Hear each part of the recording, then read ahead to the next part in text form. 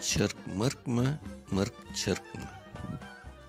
Yazan Abdurrahman Kadrizade, 1876-1938. Bir gün avdan kaytan Murat, koş tüfeği elinde, çanta tolu çil bodene, patron kuşak belinde. Çok dolaşkan o çöllerini, çok patlagan tüfeği, kuyruk sallap, yerini koklap, şapkalagan köpeği. Avcı kısmı malum bu ya, çok av taba şenline, Kurt Murat da şen şeramet, kimni körse eglene. Hörgenine bir söz katıp, tavlı selam bergende, molla kaynı rast getire, köy işine kirgende. Tasarlay da molla kaynan eklenmekne, yürekten pek eğilip selam bere, ona da erekten. Kurt Murat, ne oladın dey molla kay. 8-10 yıl kaç bodane dey Kurt Murat ırbayıp. Efendi akam, bir müşkülüm var, siz şunu çözünüz. Men kıskadan anlatayım, siz anlarsız özürsüz. Ayt göreyim, katip müşkül, bir aslına yeteyim. Başta güzel düşüneyim, şöyle al eteyim.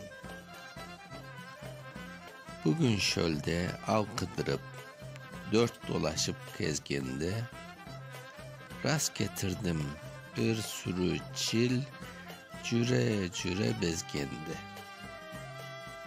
Ürkütmesin çili eni, dep çetke çektim köpekne, ortasına nişan alıp bir patlattım tüfekne. Ruhu gafil hayvancıklar çapalandı taldılar. Şu yerçikte çırk mırk edip hepsi ölüp kaldılar. Katip değilsiniz, bunu bizge mümkün müdür aşamak? Şeriatta bunun için yok mu hiçbir kaçamak?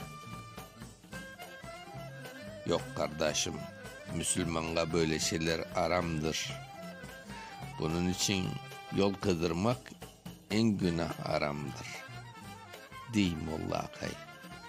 Pek kestirip yürekten fetva bere, sır vermeyip Murat özün pek mugaygan köstere. Tef yazık, olmadı iş. Benim işim cürer mi? Fukarage bahıt var mı? O maksatka erer mi? İsteyedim şu çillerden bir köbete koydurmak, efendi akamlı şakırıp çil etine toydurmak. Ne dedin şu? Anlamadım. Çırpmık etip öldü mü? Yoksa mırk çırk etip mi öldü mü? Mırk çırk etti dedim ya, mırk çırk ettim vallahi akam. Çırk mırk degen şey bola mı? Allah Allah efendi akam. Şay dese sen onday bolsa el aldır o şüphe yok. Köbeteni de erte koydur. Sal hamurga yağını kop. 1928. Okuyan Mustafa Şansal. Çırk mırk